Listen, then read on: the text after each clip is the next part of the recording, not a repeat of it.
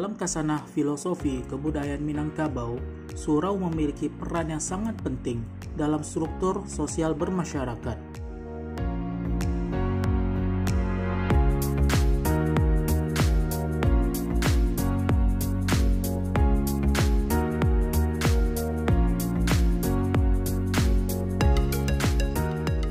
Surau tidak hanya dianggap sebagai sebuah lembaga keagamaan, tetapi memiliki fungsi sebagai transformasi nilai-nilai budaya dan agama dalam bermasyarakat Minangkabau. Wujud fungsi surau tersebut terlihat dari kurikulum yang diajarkannya. Setidaknya ada 3 hal yang bisa dikembangkan dari karakter surau ini. Yang pertama, pendidikan ilmu agama. Pendidikan agama yang diajarkan di surau mulai pokok-pokok akidah yaitu tauhid, akhlak mulia, serta penerapan dalam kehidupan diikuti dengan pengajaran agama Islam yang mudah dipahami dan diamalkan.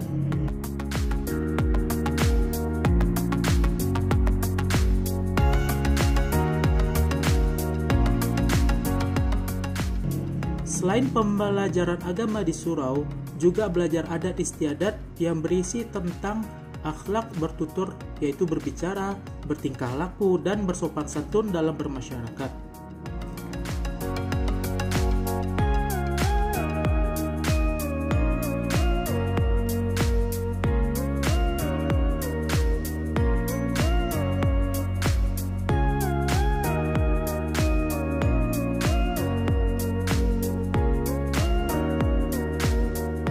Dalam pembelajaran ini, anak diajarkan tentang tata krama bertutur kata.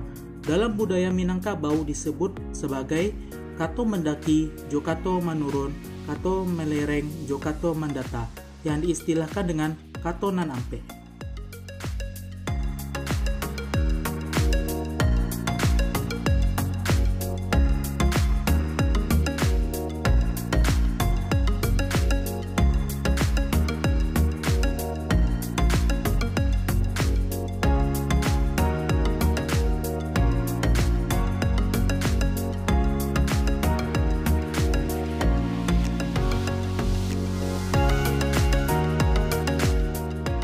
Dalam kegiatan ini, karakter yang dikembangkan adalah karakter religius, taat beribadah, serta budaya berkelompok dan berorganisasi. Perilaku sholat berjamaah di tengah-tengah keluarga ini memberikan makna yang sangat dalam terhadap anak.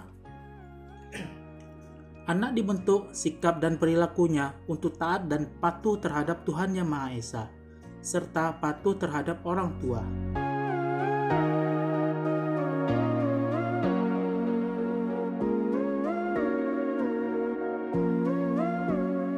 Pada dasarnya, program surau ini sangat mudah dilaksanakan oleh masyarakat dalam keluarganya. Jika program ini dapat terlaksana dengan baik di dalam keluarga Minangkabau setiap hari, kemungkinan surau akan hidup kembali di tengah-tengah masyarakat, walaupun hanya hidup di tengah-tengah keluarga di Minangkabau.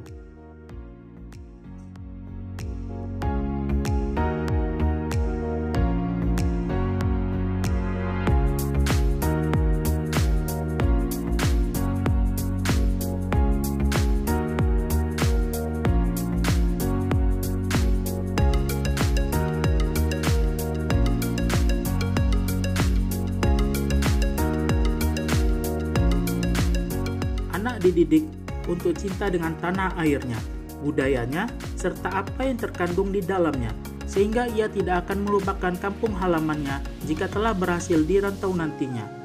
Dalam kegiatan ini, karakter yang dikembangkan untuk anak adalah karakter tangguh, membela yang benar, berani, suka menolong, dan tidak mudah berputus asa.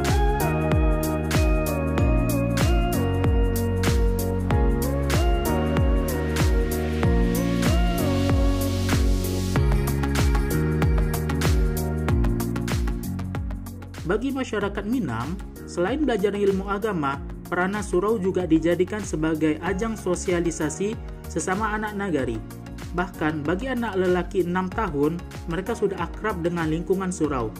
Ini karena pada masa dahulu, anak lelaki Minang tidak tidur di rumah, melainkan di surau.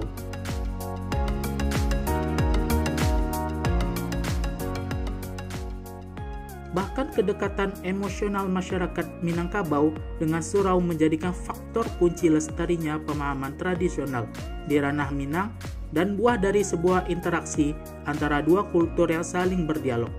Sudut pandang kelompok modernis terhadap surau tradisional sesungguhnya melepaskan ikatan-ikatan kultural yang telah terjalin demikian lama, sehingga memunculkan bentuk-bentuk Islam tradisi yang mapan di wilayah Minangkabau.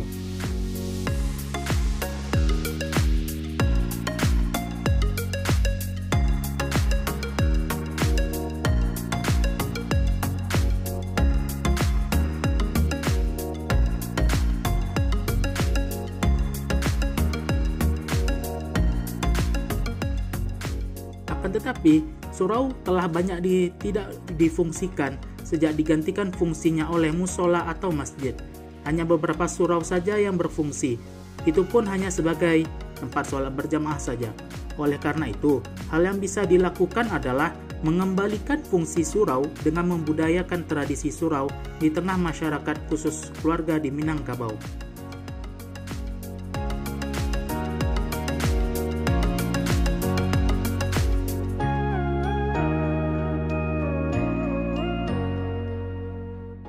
Salah satunya di Musola Al-Hikmah Center yang berlokasi di Jorong Bulu Kaso, Nagari Tabe, Kecamatan Pariangan.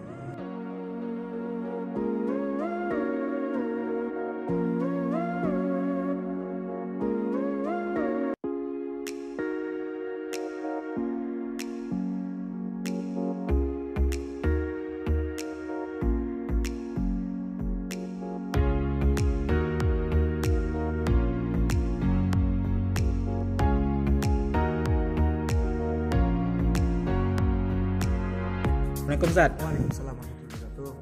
Nama saya Farid Zat. Nama Ustaz? Ya, nama saya Muhammad Zaki Habibullah, biasa dipanggil sehari-hari dengan Zaki.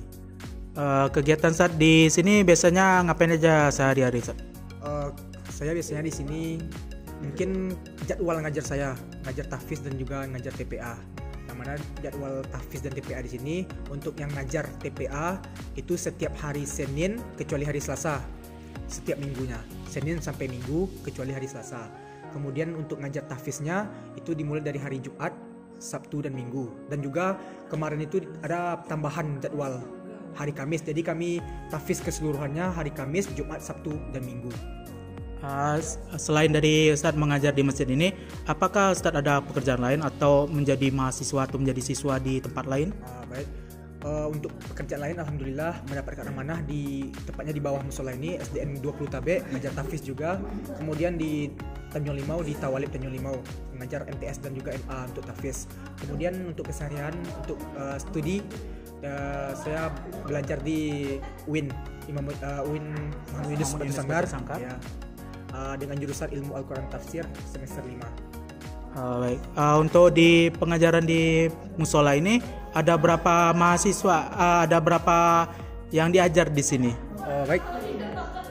Mengenai murid ataupun santriwan ataupun santriwati di Musola Al-Hikmah ini sebanyak lebih kurang 25 orang. 25 orang, dan itu mencakup keseluruhan. Ada yang dari Tabe ataupun ada yang dari luar daerah sini gitu. Itu kebanyakan mereka mengikuti yang dari luar itu mengikuti tahfiz Al-Quran. Dan tetapi kalau untuk yang TPA untuk ngaji biasanya di sekitaran musola ini aja, di sekitaran Bulu Kaso aja. Kalau tenaga pengajar di sini ada berapa ustadz? Kebetulan kami diambil dari mahasiswa yang sekaligus menjadi garim di sini, termasuk saya, berjumlah 4 orang, dan juga ditambah dengan ustadz pengajar ataupun pembina di rumah tahfiz ini. Jadi total keseluruhannya lebih kurang 5 orang. Jadi yang 5 orang tuh apakah semuanya mahasiswa semua? Untuk yang 1 orang tadi yang pembina, ustadz tersebut mengajar di SDIT Lantai Batu dan masih berstatus mahasiswa. Mahasiswa di UIN juga? Di UT, Universitas Terbuka ya. Untuk kegiatan sehari-hari biasanya apakah didampingi sama orang tua atau hanya anak-anak saja yang kesini? Untuk pendampingan biasanya untuk tahfiz dari anak-anak yang di luar sekitaran musola ini, sekitar Bulu Kaso ini, dia biasanya didampingi Itu untuk pertemuan pertama. Kedua, sebelum mereka terbiasa ataupun anak-anak tersebut terbiasa, itu didampingi. Selebihnya insya Allah bisa mandiri dia ya, belajar ke sini. Jadi rata-rata apakah di sini sudah semuanya sudah Al-Quran, apa masih ada yang masih Iqra atau gimana? Makanya itu kami melakukan program TPA, karena sebagian dari santriwan dan santriwati kami yang tahfiz tersebut ada yang masih Iqra gitu. Jadi kami mengadakan program TPA, Taman Pendidikan Al-Quran, untuk melatih mereka untuk bisa membaca Al-Quran dan melanjutkan hafalan mereka. Anak-anak yang di sini kisaran umur dari berapa sampai berapa, Ustaz? Kisaran umur mereka beragam. Ada yang TK umur 6 tahun sampai umur 12 tahun, dan ada juga yang tingkatan MA gitu. Ya. Tapi mereka mungkin lagi sibuk, mungkin nggak bisa sempat hadir, jarang mereka datang untuk mengikuti pembelajaran di sini, tahfiz di sini. Jadi kalau misalnya ada kayak anak-anak SMA yang ingin belajar Al-Quran, apakah dia bisa ke sini? Insya Allah kami menerima baik dari kalangan manapun gitu, dari tingkat SD, SMA, dari TK, SD, SMP, SMA, ataupun teman-teman kita yang di bangku perkuliahan yang ingin belajar mengaji dan juga tahfiz Al-Quran, kami insya Allah menerima. Jadi ibaratnya tidak ada keterbatasan umur untuk belajar Al-Quran. Tidak ada keterbatasan umur. Oke, sekian itu wawancara saya bersama Ustadz Zaki yang merupakan mahasiswa di UIN Batu Sangkar jurusan Ilmu Al-Quran dan Tafsir. Sekian, terima kasih Ustadz. Ya, Assalamualaikum. Waalaikumsalam.